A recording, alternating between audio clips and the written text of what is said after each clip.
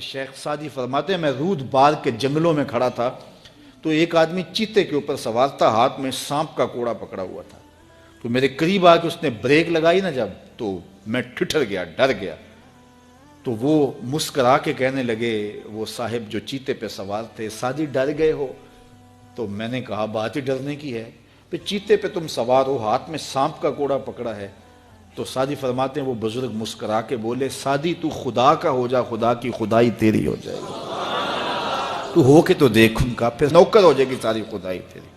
لیکن ہم جب زر کے پیچھے لگ گئے تو پھر غلام بن گئے۔ یہ دنیا کی مثال سائے کی طرح ہے، سائے کے پیچھے بھاگو گے تو آگے بھاگے گا، سائے کے آگے بھاگو گے تو پیچھے بھاگے گا۔ اللہ اکبر۔ حضور نے ایک سوراخ سے بیل نکلتے ہوئے دیکھا، نکلنے کے بعد پھر دوبارہ اس چھوٹے سے سوراخ سے وہ گھسنا چاہتا ہے لیکن وہ گھس نہیں پاتا۔ تو جبریل امین سے پوچھا یہ کیا ماجرا ہے؟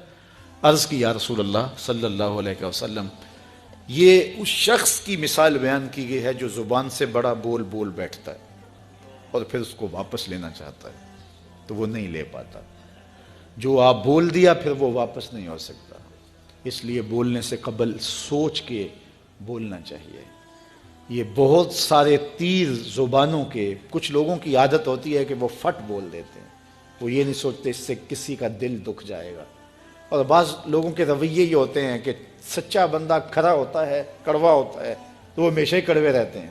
یہ کون سی بات ہے؟ رسول اللہ سے بڑا سچا کوئی نہیں تھا، حضور سے میٹھا کوئی نہیں تھا۔ تو یہ کیا بات ہوئی کہ یہ خیال کر کے کہ میں سچا ہوں اور کڑوا ہوں، ہر وقت زہر اگلتے رہو، لوگوں کی عزتیں اچھالتے رہو، لوگوں کی آبروؤں پہ حملہ کرتے رہو کہ میں سچا ہوں اور سچا بندہ کھڑا ہوتا ہے بات کر دیتا ہے۔ اپنی گفتگو کو کنٹرول میں کرو، کسی کا دل نہ توڑو، کسی کے دل کو اذیت نہ پہنچاؤ، خلق خدا کی بہتری کا سوچو، خود سہ لو اپنے اوپر لیکن کسی کو تکلیف نہ پہنچاؤ۔ اللہ کے محبوب علیہ السلام جب ناراض ہوتے تھے تو اللہ کے محبوب علیہ السلام کے چہرے سے صحابہ پہچانتے تھے کہ حضور غصے میں ہیں۔ کوشش حضور کی ہوتی کہ کچھ نہ کہا جائے، اور اگر حضور علیہ السلام کچھ کہنا چاہتے تو پھر آقا کریم علیہ السلام اجتماعی طور پہ کہتے ہیں کہ بعض لوگوں کا یہ خیال ہے ایسا نہیں ہے ایسا ہے، تاکہ اس کو دیکھو کئی لوگ بھرے مجمع میں ایک شخص کو ٹارگٹ کرتے ہیں، ایسا کرنے سے اس کی عزت ہی باقی نہیں رہتی۔ اللہ کے محبوب ایسا نہیں کرتے تھے، جب کسی کو کہنا ہوتا تو بھرے مجمع میں حضور کہنے کی بجائے حضور ایک ویسے بات کرتے کہ بعض لوگ ایسے کرتے ہیں بعض ایسے کرتے ہیں، ایسے نہیں کرنا چاہیے، اور جس کا ماجرا ہوتا وہ سمجھ جاتا۔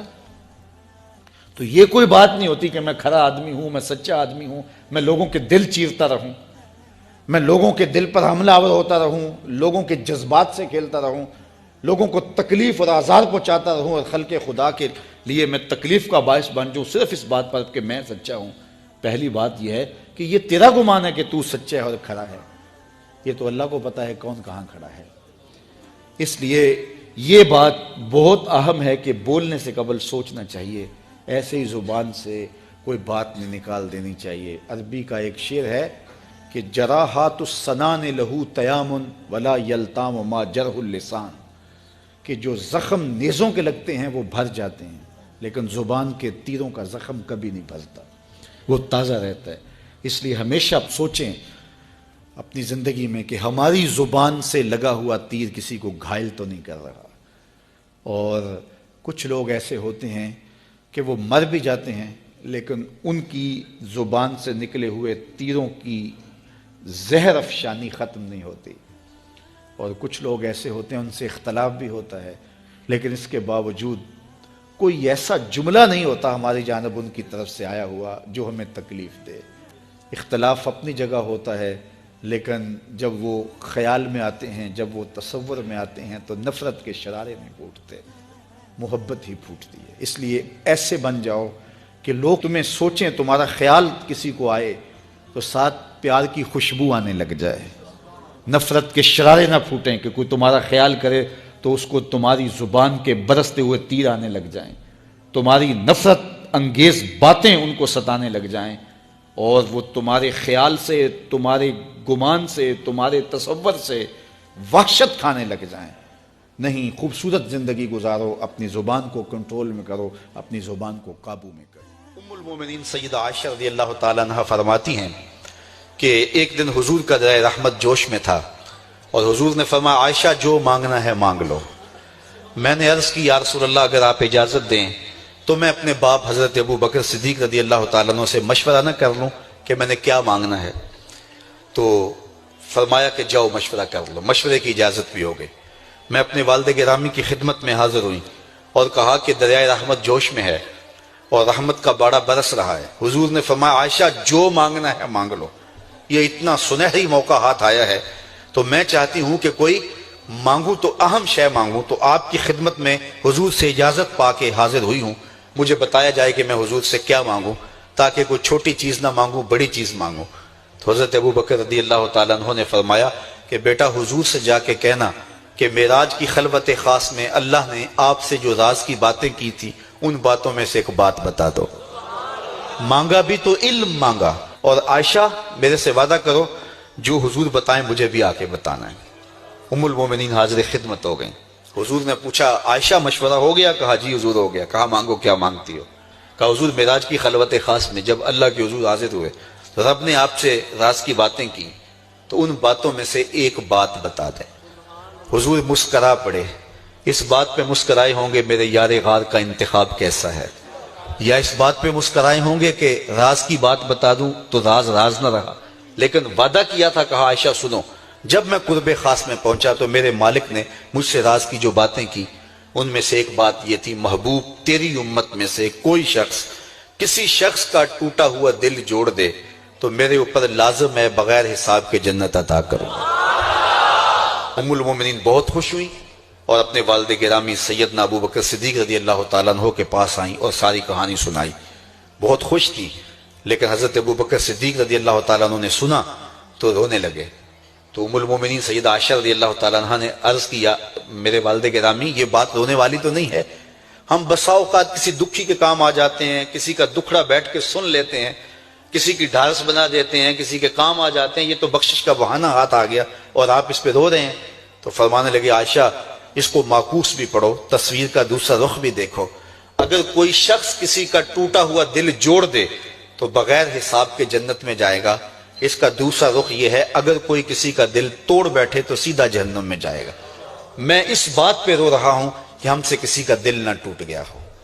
تو آج کی اس مجلس کے اندر کیا یہ دو باتیں میں اور آپ اپنے پلے باندھ سکتے ہیں؟